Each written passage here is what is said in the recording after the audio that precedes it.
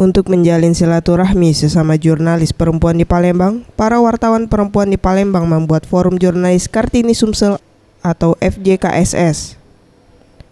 Menurut Ketua Forum Jurnalis Kartini Sumsel, Rita Sumarini Rosihan, Forum Jurnalis Kartini adalah sebagai penampung aspirasi sesama jurnalis perempuan untuk bertukar informasi, dan jurnalis Sumatera Selatan ingin mempublikasikan kepada publik bahwasannya pada hak perempuan untuk mendapatkan keadilan. Apa Bu tujuan dari adanya Forum Jurnalis Kartini Sumatera Selatan ini Bu?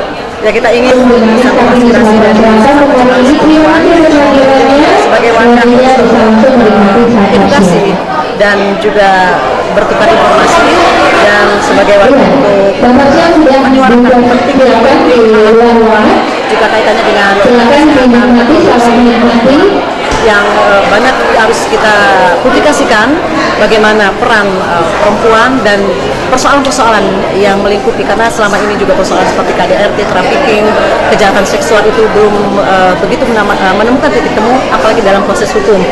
Dalam catatan Women Crisis Center atau WCC di tahun 2015, kasus kekerasan terhadap perempuan yang dilaporkan ke WCC sebanyak 261 kasus.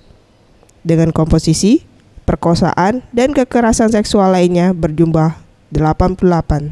Kekerasan dalam rumah tangga atau KDRT berjumlah 82, kekerasan dalam pacaran berjumlah 40, perdagangan perempuan dan anak berjumlah 29, dan kekerasan lainnya berjumlah 22. Hal ini disampaikan oleh Yeni Roslaini selaku Direktur Eksekutif WCC.